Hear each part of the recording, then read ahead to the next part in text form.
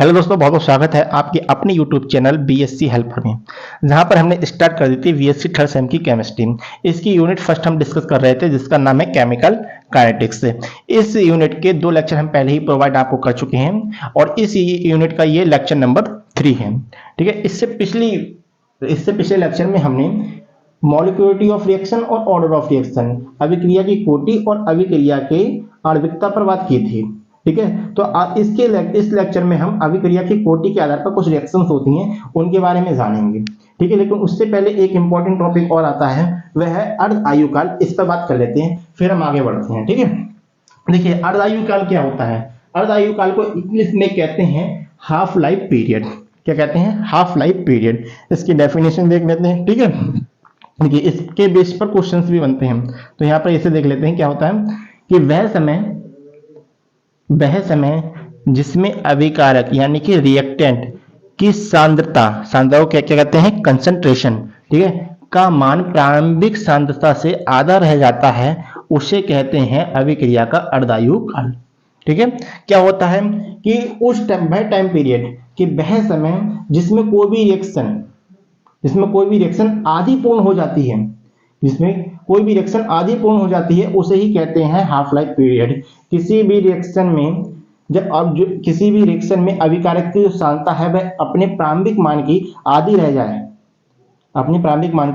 जाए, उस समय को ही कहते हैं अर्ध आयु काल, और इसे टी हाफ से प्रदर्शित करते हैं। ठीक है, तो इसमें बस इतना ही था, केवल इसकी डेफिनेशन जाननी थी। और समझ तो आप गए होंगे कि कोई भी केमिकल रिएक्शन है वो जिस समय में आधी पूर्ण हो जाती है, आधी पूर्ण होने का मतलब यह है कि अभिकारक की जो सांद्रता है वह अपने प्रारंभिक मान से आधी रह जाए जिस समय में, उसी को ही कहते हैं अर्धायु काल।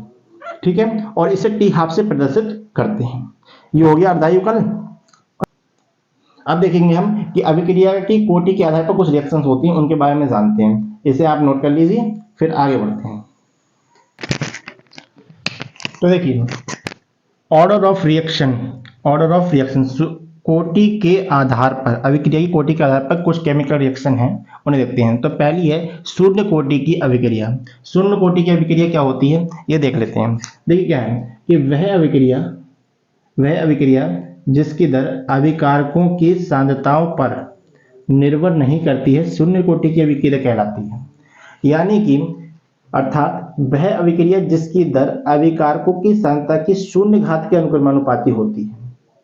तो हम सिंपल भाषा में समझ लें तो क्या होगा कि जिस केमिकल रिएक्शन की कोटि जीरो होती है, उसे ही कहते हैं शून्य कोटि की अभिक्रिया। ठीक है, तो यही बात इसमें लिखी गई है कि वह रिएक्शन जिसकी दर अभिकारकों की सांद्रताओं पर निर्भर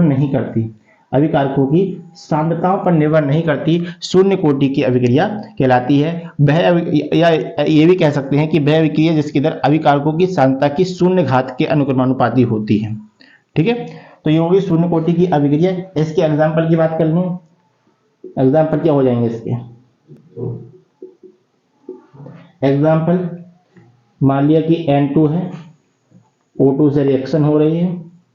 ठीक है,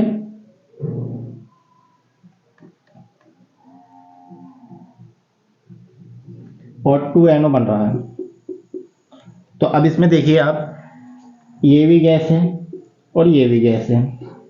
अब ये दोनों ही जब गैस है तो इसकी मॉलिक्यूलरिटी तो हो जाएगी हमारे पास। मॉलिक्यूलरिटी कितनी हो जाएगी?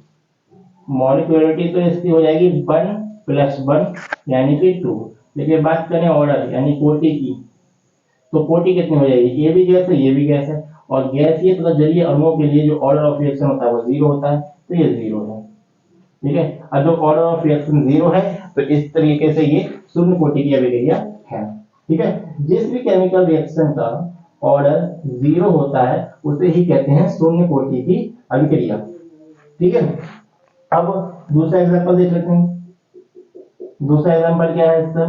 2SO2 है, 2SO2 प्लस O2 रिएक्शन होगी, क्या बनेगा?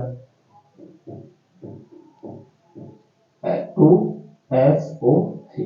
अब यहाँ पर ये भी गैस है और ये भी गैस है, तो ऑर्डर इसका कितना हो जाएगा, जब दोनों ही गैस है तो ऑर्डर इसका 0 हो जाएगा, ऑर्डर कितना हो जाएगा 0। ठीक, तो यहाँ पर भी ये जो रिएक्शन है वो शून्य कोटि की रिएक्शन है। ठीक है, अब बात करेंगे इसके रेट कांस्टेंट की। रेट कांस्टेंट क्या होता है, रेट कांस्टेंट को हम रिप्रेजेंट करते हैं किससे, के से। अब इसकी हम रेट कांस्टेंट की गणना करेंगे, शून्य कोटि की अभिक्रिया की हम रेट कांस्टेंट की गणना करेंगे कि रेट कांस्टेंट इसका क्या आएगा, और इसके बेस पर कई सारे न्यूमेरिकल्स भी बनते हैं। इसी तरीके से आगे हमारे पास आएगी प्रथम कोटि की अभिक्रिया, द्वितीय कोटि की अभिक्रिया, तृतीय कोटि की अभिक्रिया। ठीक है, और उन सब का हम रेट कांस्टेंट भी निकालेंगे। ठीक, तो देखते हैं इसका कि शून्य कोटि की अभिक्रिया को हम समझिए क्या होता है कि जिस अभिक्रिया की कोटि शून्य होती है उसे हम शून्य कोटि की अभिक्रिया कहते हैं। लेकिन इसे हम एक डेफिनेशन के रूप में लिखें तो हम इस तरीके से भी लिख सकते हैं कि वह अभिक्रिया जिसकी दर अभिकारकों की सांद्रताओं पर निर्भर नहीं करती शून्य कोटि की अभिक्रिया कहलाती है। ठीक है, वह ये इस तरीके से भी लिख सकते हैं, वह अभिक्रिया जिसकी दर अभिकारकों की सांद्रता की शून्य घातीय या अनुक्रमानुपाती होती है उसे कहते हैं शून्य कोटि की अभिक्रिया। अब इसका रेट कांस्टेंट की गणना करते हैं कि रेट कांस्टेंट हम इसका कैसे निकालेंगे और कितना आता है। ठीक, चलिए अब फिर शून्य कोटि अभिक्रिया के लिए रेट कांस्टेंट की गणना कर लेते हैं कि क्या आता है। तो देखिए हम क्या करेंगे, पहले मान लेते हैं कि कोई एक रिएक्शन मान लेते हैं, तो माना एक शून्य कोटि की अभिक्रिया, एक शून्य कोटि की, माना एक शून्य कोटि की अभिक्रिया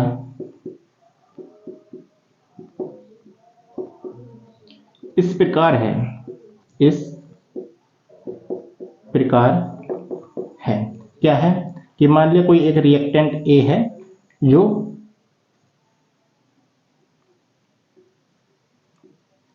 उत्पाद बी बना रहा है। ठीक है ना, इससे आप सीधा बनाना बिल्कुल। ठीक, माना कोई एक रिएक्टेंट ए है जो उत्पाद बी बना रहा है। ठीक है, हम मान लेते हैं कि प्रारंभ में जो उत्पाद ए की सांद्रता है, माना प्रारंभ में सांद्रता जो है वह कितनी है, इसकी ए है और इसकी कितनी है, 0 है। ये तब की बात कर रहे हैं जब कोई रिएक्शन नहीं हुई, तो प्रारंभ में जो अभिकारक की सांद्रता है वह ए है और उत्पाद की जो सांद्रता यानी कंसंट्रेशन है वह 0 है। ठीक है, लेकिन टी समय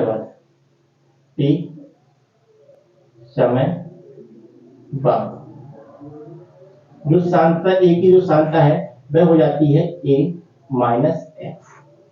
ठीक है, और इसकी जो सांद्रता हो जाती है वो हो जाती है एक्स। ठीक है, जब कोई रिएक्शन नहीं हुई थी तो ए की जो सांद्रता थी वो ए थी। ठीक है, और बी की जो सांद्रता थी वो 0 थी। लेकिन टी समय बाद यानी कि रिएक्शन होना चालू हो गया। ठीक है, तो इसकी जो सांद्रता है वो ए माइनस एक्स हो गई और इसकी जो सांद्रता है वो एक्स हो गई। ठीक, यहाँ तक समझ में आया। तो इस कंडीशन में तब शून्य कोटि की अभिक्रिया क्या हो, शून्य कोटि की अभिक्रिया की जो दर है वह क्या होगी, शून्य कोटि की अभिक्रिया की दर क्या है, लिखेंगे इसे dx अपॉन dt अनुक्रमानुपाती होगी a माइनस एक्स की पावर 0, जो कि अभी हमने डेफिनेशन में देखा था कि जो अभिक्रिया की दर है वो अभिकारक की सांद्रता की शून्य कोटि के बराबर होती है। अभिकारक की सांद्रता की शून्य कोटि के बराबर।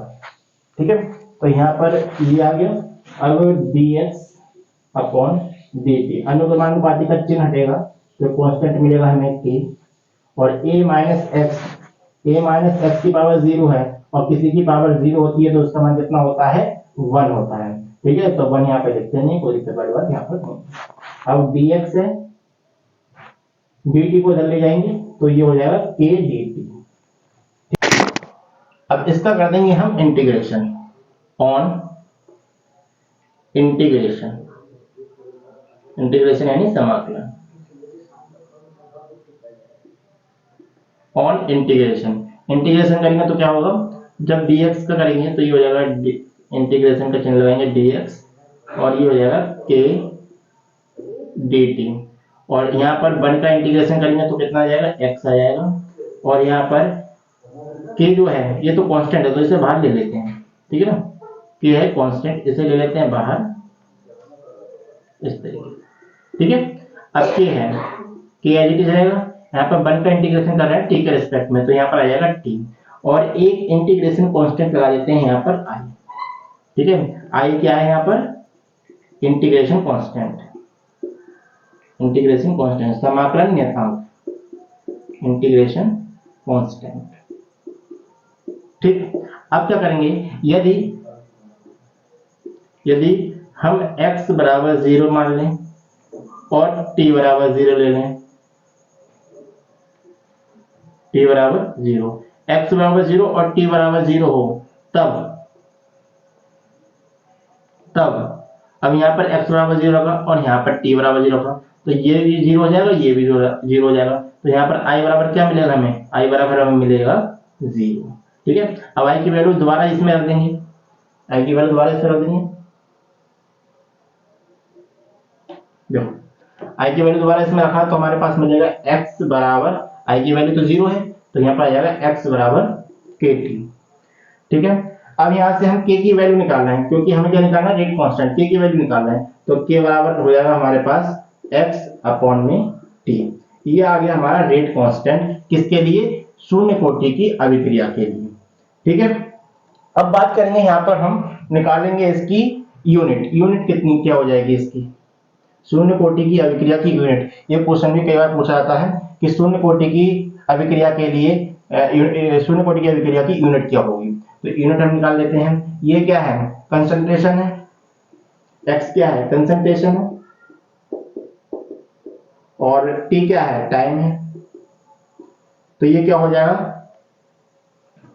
कंसंट्रेशन को हम क्या लिखते हैं, मोल पर लीटर, और ये टाइम, ठीक। तो यहां से ये आ जाएगा mole litre inverse time inverse, तो इसकी जो यूनिट है वो ये आ जाएगी mole litre inverse time inverse, ठीक है। तो इस तरीके से हमने रेट कांस्टेंट निकाल दिया किसका, शून्य कोटि की अभिक्रिया के लिए। सबसे पहले हमने क्या किया, कोई एक अभिक्रिया मान ली जो कि शून्य कोटि की अभिक्रिया है, फिर हमने देखा कि जो प्रारंभिक सांद्रता है अभिकारक की वो a है और उत्पाद की प्रारंभिक सांद्रता 0 है। t समय बाद उत्पाद की जो सांद्रता है वह a माइनस एक्स हो गई और b की जो सांद्रता है वो x हो गई, ठीक है। शून्य कोटि की अभिक्रिया के लिए हमने गणना देखी तो क्या आएगा हमारे पास dx अपॉन dt जो अनुपाती होता है a माइनस एक्स की पावर 0 की, क्योंकि 0 क्यों लिया, क्योंकि हम मान के चल रहे हैं कि कोई जो रिएक्शन है वह शून्य कोटि की अभिक्रिया है, ठीक है। अब यहाँ पर हम देखते हैं कि a माइनस एक्स की पावर 0 है तो किसी की पावर 0 होती है तो उसका मान जो होता है वो 1 होता है, तो हमने यहाँ पर 1 को रहने दिया, ठीक है। तो यहाँ पर हमने देख लिया कि 1 होता है, तो इस तरीके से यहाँ से जब हमने समानुपाती का चिन्ह हटाया तो k मिला, जब समानुपाती का चिन्ह हटाया तो k मिला, और a माइनस एक्स की पावर 0 थी तो उसका मान 1 हो गया, तो dx अपॉन dt बराबर k आ गया हमारे पास, इतना हो गया। अब dx को हमने यहाँ पर ही रहने दिया और dt को हम k के साथ ले गए, ठीक। इंटीग्रेशन किया दोनों का, तो जब हम dx यहाँ पर 1 का इंटीग्रेशन करेंगे x के रिस्पेक्ट में तो यहाँ पर x मिलेगा, और यहाँ पर हम 1 का इंटीग्रेशन करेंगे t के रिस्पेक्ट में तो हमें t मिलेगा, तो k कांस्टेंट था हमने बाहर ले लिया था, तो यहाँ पर आया kt प्लस i। अब i बराबर क्या, i क्या है, इंटीग्रेशन कांस्टेंट है। अब यहाँ पर हमने यदि x बराबर 0 हो तो t बराबर 0 हो, x बराबर 0 हो तो t बराबर 0 हो, तो i का मान कितना आ जाएगा, i बराबर 0 है, यहाँ पर हमने 0 रखा और यहाँ पर 0 रखा तो i का मान हमें 0 मिल गया। i का मान 0 हमने फिर इस समीकरण में रख दिया, तो यहाँ पर हमें x बराबर मिल गया kt से हमने यहाँ पर हमने k की वैल्यू निकाली तो हमें मिला x अपॉन t, ठीक है। तो यहाँ पर ये रेट कांस्टेंट आ गया x अपॉन t। इसकी यूनिट देखिए तो क्या हुआ, x क्या है, कंसंट्रेशन है, नीचे है टाइम, कंसंट्रेशन को लिखते हैं हम मोल पर लीटर टाइम, ठीक है। अब मोल है और ये लीटर ऊपर जाएगा तो लीटर इनवर्स हो जाएगा, टाइम ऊपर जाएगा तो टाइम इनवर्स हो जाएगा, तो मोल लीटर इनवर्स इसकी यूनिट आ गई। अब देखते हैं इसका हाफ लाइफ पीरियड और निकाल लेते हैं। क्या होगा इसका हाफ लाइफ पीरियड और देख लेते हैं कि हाफ लाइफ पीरियड हम इसका कैसे निकालेंगे। ठीक, तो अब नेक्स्ट हेडिंग डालेंगे इसके हाफ लाइफ पीरियड की कैलकुलेशन। ठीक है, चलिए अब देखते हैं कि शून्य कोटि की अभिक्रिया के लिए हाफ लाइफ पीरियड यानी कि अर्ध आयुकाल कैसे निकालते हैं। तो इसके लिए हम जो स्मॉल टी है, जैसे हमने अभी पढ़ा था, जो रेट कांस्टेंट आया था शून्य कोटि की अभिक्रिया के लिए, वो आया था हमारे पास x/t। ठीक है, तो यहाँ पर जब हम हाफ लाइफ पीरियड निकालते हैं तो इस t की जगह पर हम क्या रखते हैं, यहाँ पर t इजिकल टू हो जाता है हमारे पास t हाफ। ठीक है, और x के स्थान पर देते हैं हम x रख देते हैं a/2। ठीक, तो इसमें हम यही रख देते हैं, तो k बराबर क्या आ जाएगा हमारे पास a/2 और t के प्लेस पर t हाफ। अब हम निकालें t हाफ की वैल्यू, तो कितना आएगा हमारे पास a/2 और ये k इधर आ जाएगा, तो ये हो जाएगा a/2k। ठीक है, तो ये हो गया इसका हाफ लाइफ पीरियड। देखिए यहाँ तक समझ में आया। अब हमने यहाँ से एक हमें ये मिला और एक ये मिला, अब इन दोनों से हमें पता चल रहा है, क्या पता चल रहा है कि जो रेट ऑफ रिएक्शन है, इससे हम क्या देख रहे हैं कि जो रेट ऑफ रिएक्शन है वो डिपेंड नहीं कर रहा है, किस पर डिपेंड नहीं कर रहा है, वो इनिशियल कंसंट्रेशन ए पर डिपेंड नहीं कर रहा था। अभी हमने जो रेट कांस्टेंट निकाला था, हमने उसमें इनिशियल कंसंट्रेशन को ए मानकर चले थे, तो हमने देखा यहाँ पर कहीं पे भी इनिशियल कंसंट्रेशन है, कहीं पर भी ए दिखाई दे रहा है, नहीं दे रहा है। तो हमें इससे पता चल रहा है कि जो रेट ऑफ शून्य कोटि की अभिक्रिया में जो रेट ऑफ रिएक्शन होती है वो इनिशियल कंसंट्रेशन पर डिपेंड नहीं करती है। यही हमने अपनी डेफिनेशन में देखा था। ठीक है, यहाँ पर अगर हाफ लाइफ की पीरियड की बात करें, हाफ लाइफ पीरियड की बात करें, तो इसमें हाफ लाइफ पीरियड जो है वो डिपेंड करता है इनिशियल कंसंट्रेशन पर। ठीक है, तो ये दोनों बातें हमने इसमें ध्यान रखनी है कि जो शून्य कोटि की अभिक्रिया के लिए, जीरो ऑर्डर रिएक्शन के लिए जो रेट ऑफ रिएक्शन होता है वो इनिशियल कंसंट्रेशन पर डिपेंड नहीं करता है, लेकिन हाफ लाइफ पीरियड जो होता है शून्य कोटि अभिक्रिया का, वो इनिशियल कंसंट्रेशन पर डिपेंड करता है। ठीक है, तो आज के लेक्चर में इतना ही देखेंगे। यहाँ तक हमारी शून्य कोटि की अभिक्रिया कंप्लीट हो गई। अगली वीडियो में हम देखेंगे फर्स्ट ऑर्डर रिएक्शन, प्रथम कोटि की अभिक्रिया। ठीक है, तो मिलते हैं अगली वीडियो में। और आज की वीडियो में कोई भी टॉपिक जो है इंग्लिश में बताने से रह गया हो तो उसे आप नोट्स में देख लेना। ठीक है, क्योंकि कभी कभी ऐसा हो जाता है कि कोई भी टॉपिक है उसे इंग्लिश में बताना का ध्यान नहीं रहता है, तो कोई दिक्कत नहीं है, आपको नोट्स मिलेंगे, नोट्स में आप अच्छी तरीके से दे सकते हैं। बाकी जो साइंस के मेन वर्ड हैं उन्हें तो मैं इंग्लिश में बताता हूँ, तो उन्हें कोई दिक्कत नहीं होगी। ठीक है, तो अगली वीडियो में मिलते हैं नए टॉपिक के साथ।